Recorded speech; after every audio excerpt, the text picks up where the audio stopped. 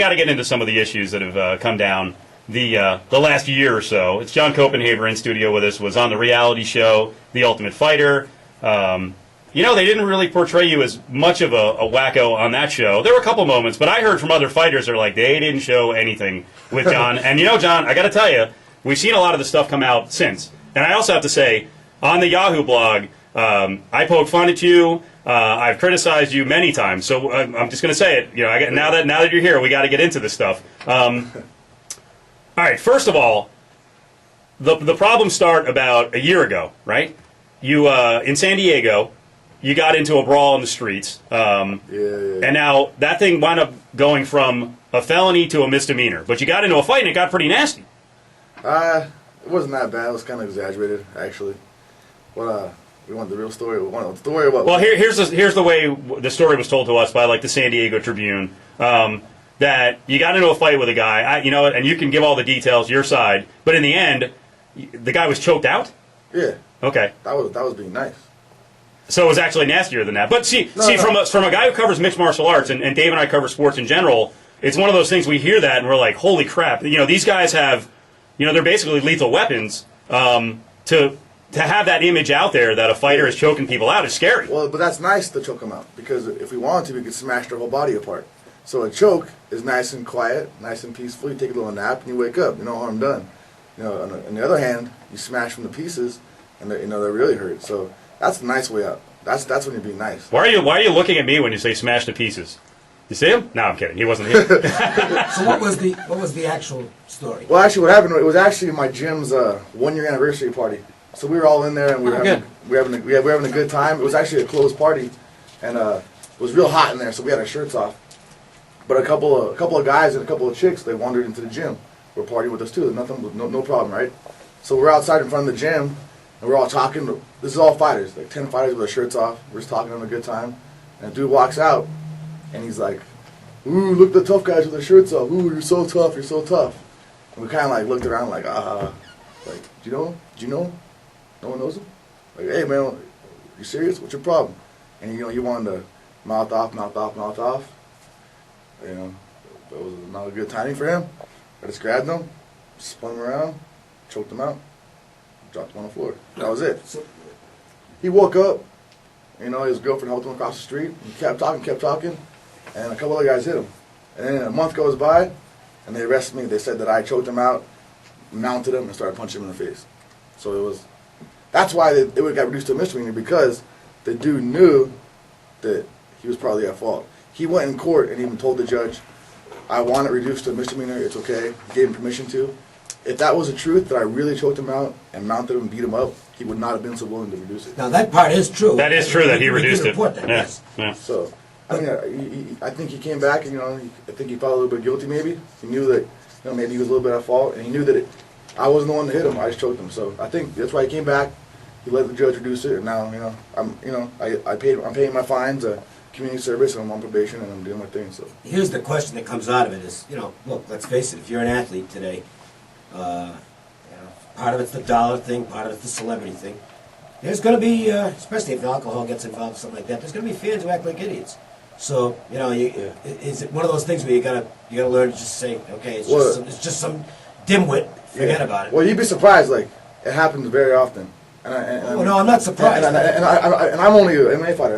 I can imagine a football player in the NFL or something.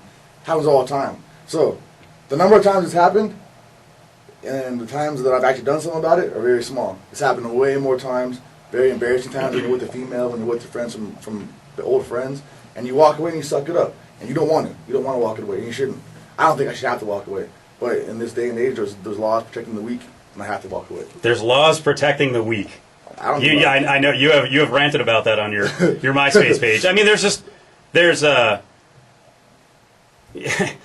you just can't go out kicking people's asses. I mean, that's the bottom line. And they could be the weak. I mean, here's the problem: is the next one. So you got this on your record, and you're on probation. The latest one actually happened in town here at Crave, which happens to be what? It's a gay club. Yeah, it's a gay club. But you were working there, right? Yeah, I was working there. Okay.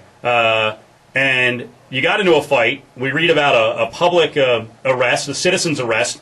You actually got into a fight with a coworker, right? Yeah, the doorman.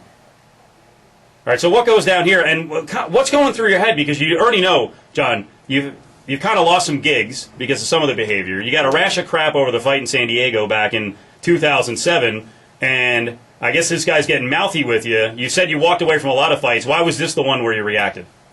Mostly because the guy was, he was a big guy. He was 320 pounds, 6'4", big giant guy. Honestly, I'm tough and stuff, but when you get someone that big, it's intimidating, And I've wrestled with guys that big and trained with guys that big, and it's no fun. And we were arguing. He basically called me out, said he could smash me. We were arguing back and forth. It kept heating up, I didn't want to get hit first. He's a big, giant dude. If he hit me, I could have been hurt, you know what I mean? So, we ended up fighting, and he lost. and you know what? Had I lost, I would have went home, took a nap, woken up and said, "Man, I'm not going to mess with someone that big again." But guess what? Unfortunately, I won, and he wants to go cry about it. So, You know what the most troubling part of all this is? I didn't know it was a gay nightclub, and I'm on their email list. Is that right? I'm serious. It's like, oh, jeez, I didn't know that. Oops. Wow. Now, you're saying it very kind of matter of fact. I mean, you did get arrested. Again, you're charged with a misdemeanor. Are you not worried about, if this goes through, that you could face some pretty serious penalties? I mean, I've spoken to my lawyers and stuff, and bottom line, it was on private property. It was mutual combat. We both agreed to fight. Once you consent to a fight, then anything happens after that's your fault. You consent to a fight. That's the laws. You know what I mean? So what's he saying now? I don't know. Is that what he's saying? I mean, that he consented, or that he got sucker punched? That's not what he's saying. I don't know what he's saying. Actually, I have no idea because I haven't heard anything about him. But that's how it went down. There's witnesses that can see it and say that. So there are witnesses. Yeah, of course. You do think the witnesses will back your story? If they tell the truth, why wouldn't they? Yeah. All right. So essentially, what happened? You get into a fight with this bouncer dude. What went into the fight? I mean, you went to the ground. What happened? Actually, it was one punch. I clinched up with them. We fell to the ground, and everyone pulled me off. It was one punch. That was it. But supposedly, I guess he got a cut on his face, and he hurt his knee, he says. But, All right.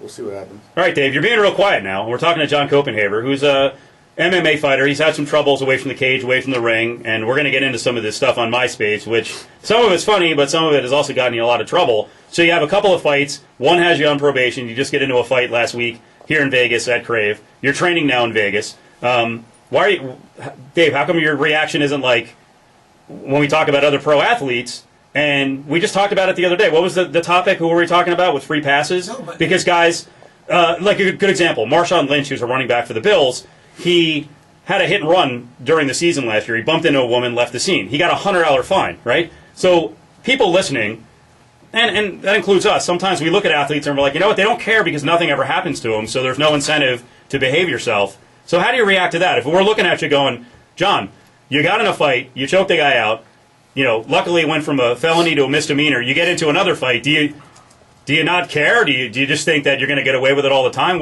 How do you react to that when people say that, or I say it? It's not about getting away with it. It's about if I went out picking fights, there'd be a lot more victims everywhere. I mean? I don't go out picking fights.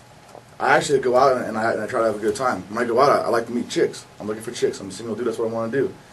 Now, very often, when you go out, guys that act like jerks, things happen.